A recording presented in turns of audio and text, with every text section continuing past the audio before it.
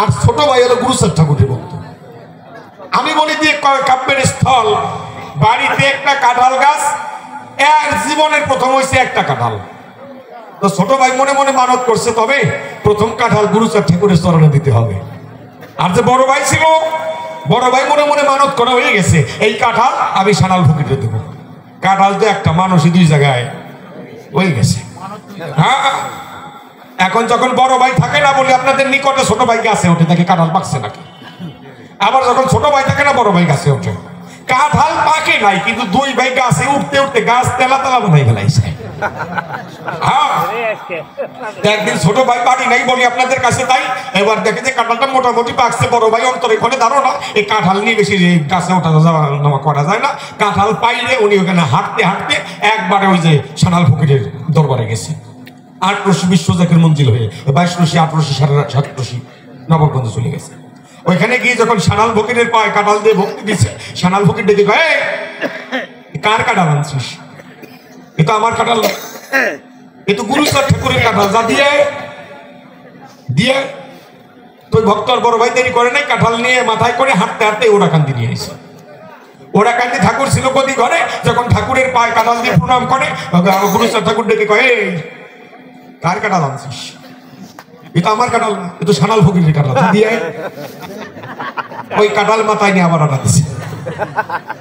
গিয়ে যখন সানাল ফকিরের পায়ে দিচ্ছে, সানাল ফকির কয়, বিয়া দত্ত দাঁত ছুটিয়ে ফেলাবো, গুরুর বাক্য মানিস না, আবার কাঁঠাল নিয়ে এসিস, যাই কাঁঠাল দিয়ে।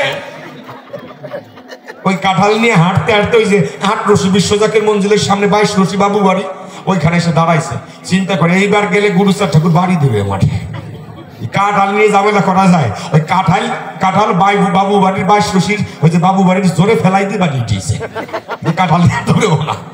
আইসে দেখে অন্তরের বেদনা, ছোট ভাই কান্নার জ্বালায় বাঁচে না, উঠোন দিয়ে গলা করে দিচ্ছে। বড় ভাইটাকে গায়ে কাঁদিস কেন? দাদা তুমি আমার মানত করা কাঁঠাল গুরুচাঁদ ঠাকুরের পায়, কাঁঠাল নিলে কোন কথায়? কাঁঠাল না নিয়ে তুমি আমার প্রাণ চাইতে, আমি তোমার প্রাণ দিয়ে দিতাম। আমার গুরু ভক্তি তুমি নষ্ট করে দিলা, মুখের বাক্য নষ্ট করে দিলা। বড় ভাই অন্তরে করে, দাঁড়ো না, কাঁঠাল নিয়ে কি যন্ত্রণা তা তো তুই জানিস। দেখে বলে, ভাই তোর কাঁঠাল আমি নেই, তোর কাঁঠাল বাবু বাড়ির জোরে আছে, তোর যে জায়গায় মনে চায় তুই দিয়ে আয়। মানে আমি তো ঘুরছি, তুইও ঘুরে আয়। দেখে জ্বালাক, ছোট ভাই চালাক কম না। ছোট ভাই চিন্তা করছে, বড় ভাই কাঁঠাল দিয়ে ঝরে ফেলাই দিছে, ও এ হইতে পারে না। ছোট ভাইটাকে কয়, দাদা তুই কোথায় কাঁঠাল ফেলাইছিস তা তো জানি না, চল আমার দেখাই দিবি। ওই বড় ভাইয়ের হাত ধরে ছোট ভাই নিয়ে গেছে বাবু বাড়ির ধারে। যখন বাবু বাড়ির ঝরে গেল, বাবু বাড়ির ঝরে যায়, দেখতে পায় আশ্চর্য বিষয়, কাঁঠাল যেখানে ফেলানো ছিল সেখানেই আছে, কিন্তু দুই পাশে দুইজন মানুষ বসা। এক পাশে সানাল ফকির বসা, আর এক পাশে গুরুচাঁদ ঠাকুর বসা।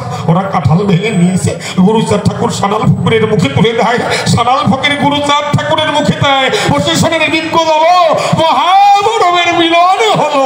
এইখানে জাতি ধর্ম থাকে না কোথায়।